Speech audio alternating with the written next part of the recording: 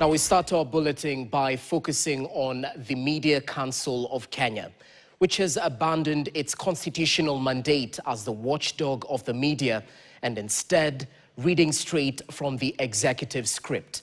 At the heart of the storm is a statement it issued defending the Law Society of Kenya President Faith Odhiambo after her controversial decision to join a presidential task force on protest compensation. Haman Kamariki with the details.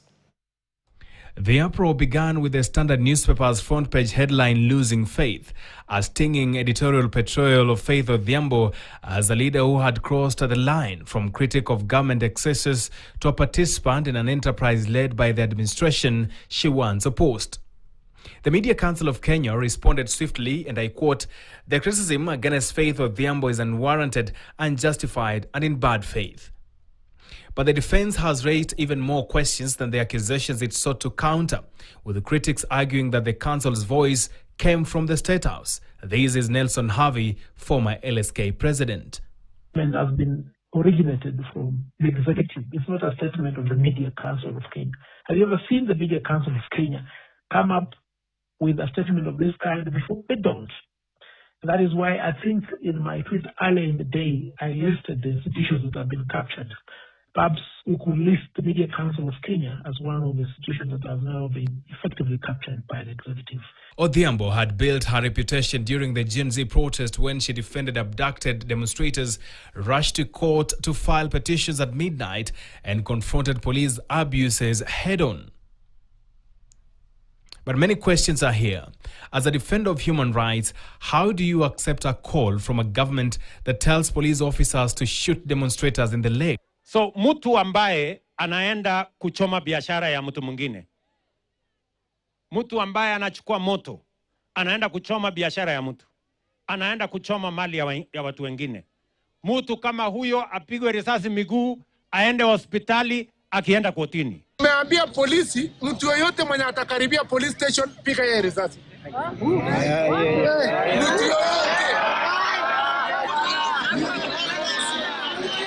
Another former LSK president, Eric Theory, says that decision by Faith is in good faith, but it reduces the faith of Kenyans in the institution she leads.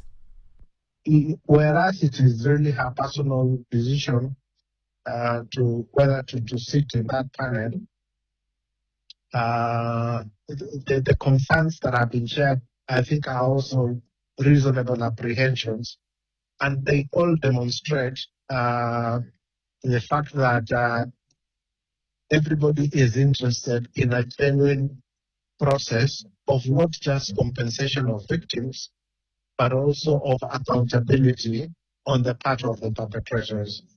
Kenyans on Facebook have also not had kind words for MCK. Kitui Lisweti wrote, and I quote, "You have become a state agency." Abu Harith wrote, and I quote, "Kwani hata nyinyi mmejoin blood-based. Your work is to broadcast. If Faith Odhiambo has misbehaved, let her face the music. News is bad news." Ruben Gitai wrote, and I quote, "We are losing faith in Media Council leadership as well." Journalist Deno wrote, "Very questionable statement on a Sunday morning. What's the urgency? What legal guideline has the Standard Media broken? Also be bold enough and explicitly mention the Standard Media Group in your statement, Media Council of Kenya." To many observers, this was not an impartial intervention, but a telling admission that the council has aligned itself with the executive's political agenda, rather than safeguarding the independence of the media it is sworn to protect.